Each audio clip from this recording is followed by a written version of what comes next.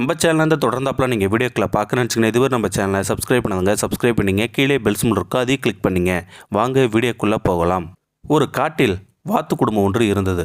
அதில் அம்மா வாத்து முட்டையிட்டு அடைகாத்து குஞ்சு பொரித்தது. பிறந்த குஞ்சுகள் அனைத்தும் அடர்ந்த பல வண்ணங்கள் கொண்ட முடியுடன் அழகாகவும் துருதுருவென்றும் இருந்தன.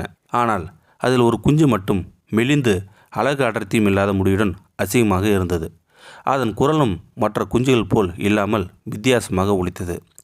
உடன் பிறந்த வாத்து குஞ்சுகளுக்கு இந்த அசிங்கமான வாத்து குஞ்சை கண்டாலே பிடிக்கவில்லை. ஒரு கட்டத்தில் அதன் தாய் வாத்தை கூட அதை வெறுத்தது. அதை மட்டும் ஒதுக்கிவிட்டு மற்ற குஞ்சுகளுடன் நீந்தியது. அசிங்கமான வாத்து குஞ்சு மிகவும் வேதனை அடைந்தது. நான் மட்டும் ஏன் இப்படி அவலட்சணமாக பிறந்தேன், முட்டையிலேயே உடைஞ்சு இருந்து போயிருக்கலாமே என்று வேதனையும் பல நாட்கள் அழுது கலதறியது. நாட்கள் ஓடின. மற்ற வாத்து குஞ்சுகள் வளர வளர மேலும் அழகாயின. இதுவே உயரமாக மேலும் நிறமற்றும் காணப்பட்டது. தலையில் வேறு குச்சிகள் போல ஓரிரு கொண்டை முடிகள் வேறு வளர்ந்தது. அது இன்னும் அசிங்கமாக ஆகிற்று. தினமும் வேதனையும் கண்ணீருமாக தனிமையிலே வாழ்ந்து வந்தது. சில வேளைகளில் அன்பாய் அம்மாவை சகோதரர்களையும் நெருங்க, ஆனால் சில நொடிகளிலேயே அவை கொத்தி விரட்டி விடுகின்றன. மேலும் சில நாட்கள் சென்றது.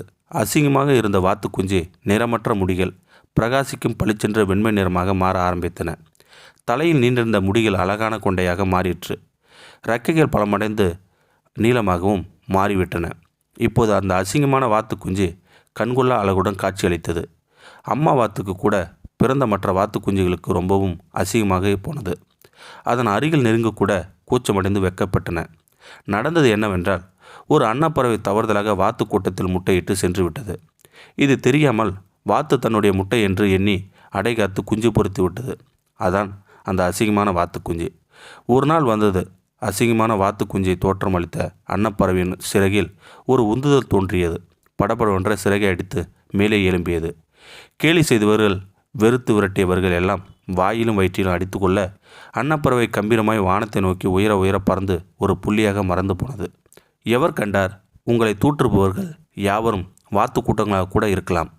உங்களது அபாரமான திறமையான சிறகுகள் வளர்ந்து உங்களது காலம் கனிந்து அன்னப்பறவையை மாறும் காலத்தை நீங்கள் மிகவும் அருகில் நெருங்கிவிட்டீர்கள்.